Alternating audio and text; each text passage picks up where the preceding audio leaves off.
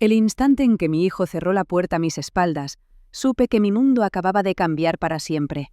Me quedé allí, en el porche, abrazada a 2 viejas maletas y una caja de recuerdos, preguntándome cómo toda una vida de sacrificio podía reducirse a unas cuantas bolsas y un adiós cortante. Mi nombre es Helen Carter. Tenía 58 años el día que mi hijo, Michael, me dijo que ya no tenía un lugar en su casa. Para entender la profundidad de esa herida, deben saber algo de mí. Crié a Michael sola después de que su padre muriera en un accidente en el muelle cuando Michael tenía 10 años. Había noches en las que trabajaba en 3 empleos, de camarera en el restaurante, limpiando oficinas por las noches y horneando pasteles para los vecinos los fines de semana, solo para asegurarme de que mi hijo tuviera todo lo que necesitaba. Solía decirme que el esfuerzo valdría la pena cuando se convirtiera en un hombre que recordara sus orígenes. Después de décadas de penurias, pensé que por fin podría descansar cuando me mudé a vivir con Michael y su esposa, Clara. Acababa de perder mi pequeño trabajo de catering, el último ingreso estable que tenía. Sin ahorros y con el corazón roto, pensé que la familia sería mi red de seguridad. Durante 3 meses me desviví por ese hogar, cocinando, limpiando, cuidando los niños para que Clara pudiera concentrarse en su trabajo de oficina. Me levantaba temprano para hacerles el desayuno, preparaba almuerzos con notas escritas a mano para los niños y los arropaba con cuentos por la noche. Pero en algún momento del camino, Clara decidió que yo era un problema. Esa mañana se paró frente a mí en la cocina, con los brazos cruzados, su voz suave pero lo bastante afilada como para cortar. «Helen, este arreglo simplemente ya no funciona.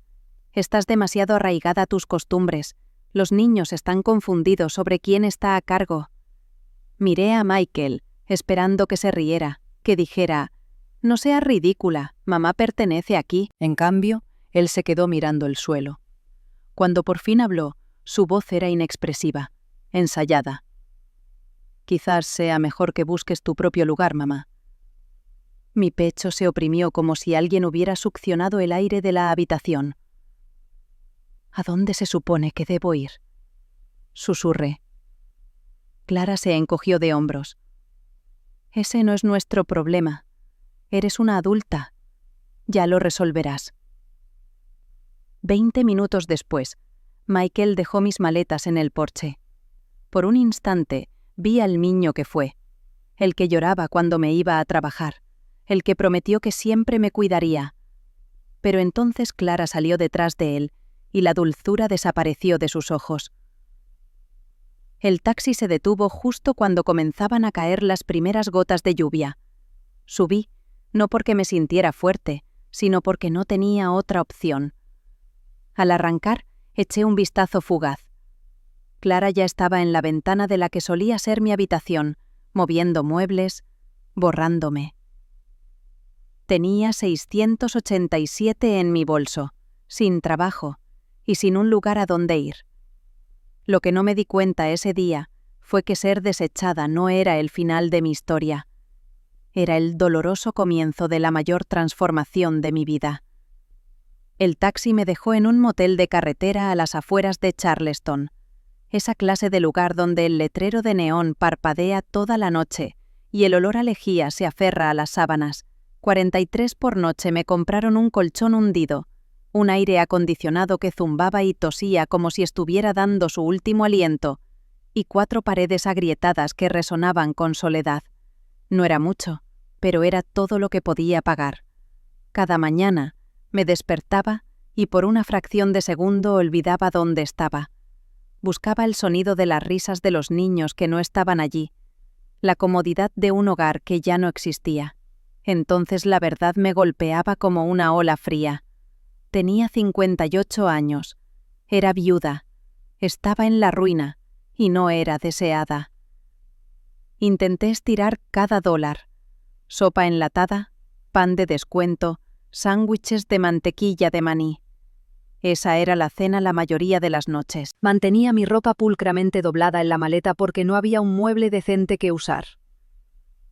Por las noches me quedaba mirando el techo, reviviendo la mirada en el rostro de Michael cuando me echó. No era rabia lo que me atormentaba. Era indiferencia. El hijo que había criado a través de enfermedades y tormentas ni siquiera pudo mirarme a los ojos mientras me cerraba la puerta de su vida. Pero la pena solo te lleva hasta cierto punto. El hambre y el orgullo tienen una forma de obligarte a levantarte. Me dije a mí misma que había sobrevivido a cosas peores. Cuando Michael era pequeño, hubo inviernos en los que manteníamos la calefacción baja y nos acurrucábamos bajo 3 mantas. Había estirado un solo cheque para cubrir el alquiler, la guardería y la comida. Me recordé que era la misma mujer, solo que ahora más vieja. Si pude hacerlo entonces, podía hacerlo de nuevo. Así que caminaba todas las mañanas. Recorría los 3 kilómetros hasta la biblioteca pública. Dentro, el aire era fresco y el silencio me daba espacio para respirar. Lo más importante, había internet gratuito. Me sentaba en esas computadoras públicas durante horas, navegando por listas de trabajo, escribiendo currículums en teclados desgastados por miles de dedos desesperados. Entrevista tras entrevista, escuchaba la misma educada negación. Tienes mucha experiencia, pero estamos buscando a alguien con más energía. La palabra flotaba en el aire como una bofetada. Lo que querían decir era, eres demasiado vieja. Estaba a punto de rendirme cuando tropecé con una pequeña tienda de segunda mano encajada entre una lavandería y una casa de empeños. La dueña, Janet Miller, era una mujer de mi edad con ojos cansados y manos callosas. Me preguntó qué sabía hacer. Le dije que contabilidad. 20 años de experiencia de cuando administraba el pequeño negocio de catering de mi difunto esposo. Ella golpeó una pila de facturas sobre su mostrador. Puedo pagarte 15 la hora, a tiempo parcial. ¿Interesada? Mi garganta se cerró. No era mucho, pero era algo. ¿Cuándo empiezo? Pregunté. Ese primer cheque fue de solo $240, pero tenerlo en la mano se sintió como volver a respirar después de casi ahogarme. Era la prueba de que aún no había terminado. Lo que no sabía entonces era que esta destartalada tienda y esa mujer cansada serían la puerta de entrada a un futuro que ni siquiera podía imaginar. La tienda de segunda mano de Janet no era glamorosa. El techo goteaba cuando llovía.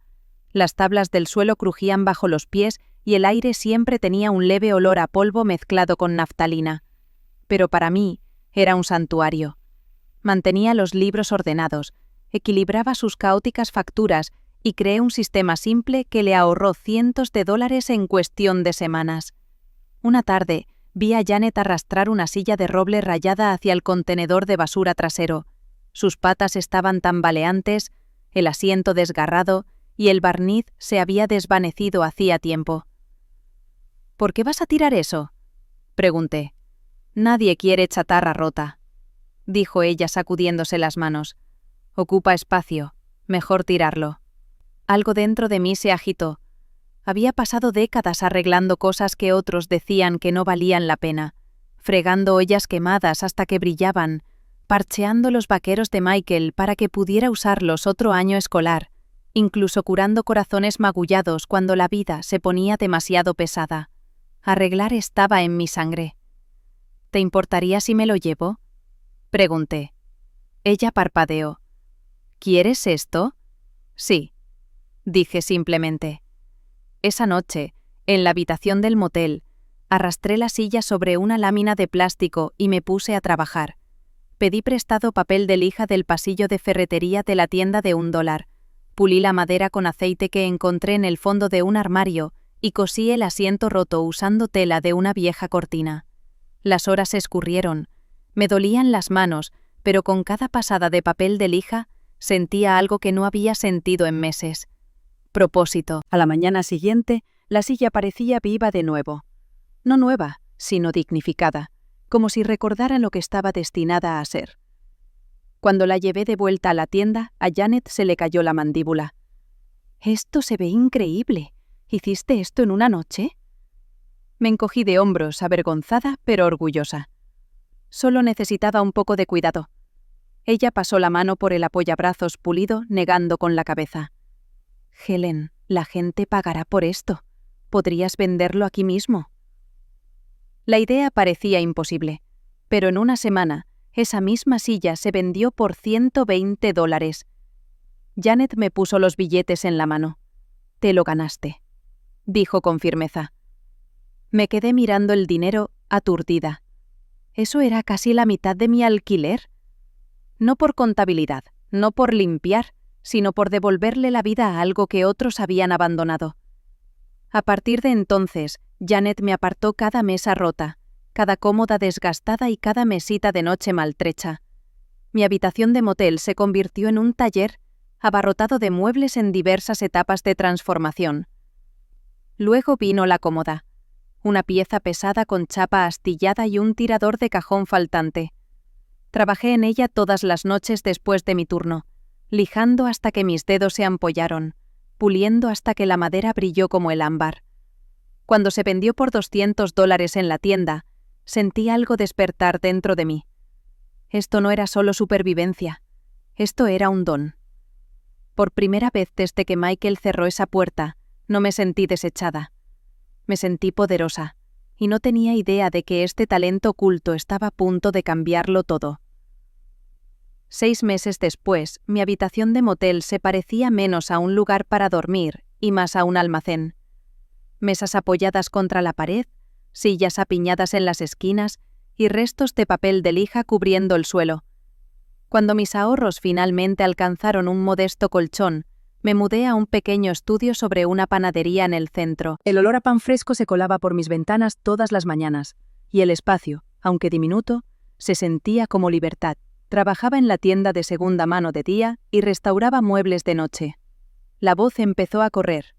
Los clientes que compraban una de mis piezas restauradas a menudo regresaban preguntando: ¿tienes algo más? Otros traían sus propios artículos dañados esperando que yo hiciera magia. La verdad era que no solo reparaba madera y tela, les daba a las cosas olvidadas otra oportunidad, y en el proceso me la estaba dando a mí misma también. Un sábado por la tarde, una mujer llamada Angela Brown entró en la tienda, de unos 60 años, jubilada de la dirección de una consultora, con una mirada aguda que no se perdía nada. Compró una mesa de centro de caoba que yo había restaurado, y antes de irse preguntó: ¿quién hizo este trabajo? Levanté la mano: solo yo. Sus ojos se entrecerraron con interés. Esto es más que habilidad, esto es visión. ¿Alguna vez has pensado en convertirlo en un negocio? Me reí, negando con la cabeza. Apenas tengo suficiente para pagar el alquiler. Un negocio está fuera de mi alcance. Angela sonrió con conocimiento. Eso es lo que dice la mayoría de la gente antes de darse cuenta de que lo único que se interpone entre ellos y el éxito es la creencia. Nos reunimos para tomar un café la semana siguiente. Escuchó mi historia, la traición, el motel, la tienda de segunda mano. Cuando terminé, golpeó su taza pensativamente. Helen, no solo estás reparando muebles, le estás mostrando a la gente que lo que se tira todavía tiene valor. Eso no es solo trabajo, eso es una marca. La palabra me golpeó como una chispa, una marca. Nunca me había visto de esa manera. Angela me guió a través de lo básico, cómo solicitar una pequeña subvención empresarial, cómo presentar un plan, cómo poner números en palabras que los banqueros respetaran. Hicimos una lluvia de ideas para nombres, y una noche, mientras lijaba el borde de una cómoda, se me ocurrió: Second Chance Furnishings, mobiliario de segunda oportunidad, porque eso era exactamente lo que era. No solo segundas oportunidades para las mesas y sillas que devolvía a la vida, sino para mí también. Al pintar el nombre en un trozo de madera y colocarlo en mi ventana, un sentimiento extraño me invadió. Me di cuenta por primera vez de que ser desechada no era el final. A veces era la semilla de algo esperando crecer, y la mía estaba justo empezando a brotar. Al segundo año, mi estudio sobre la panadería se había quedado demasiado pequeño. Era hora de crecer. Con el apoyo de Angela, alquilé un pequeño taller en las afueras de Charleston, un edificio de ladrillo con corrientes de aire que olía a serrín y a posibilidad. Contraté a 2 jóvenes aprendices, Marcus y Lena. Ninguno tenía experiencia, pero ambos tenían el hambre que reconocí en mí misma.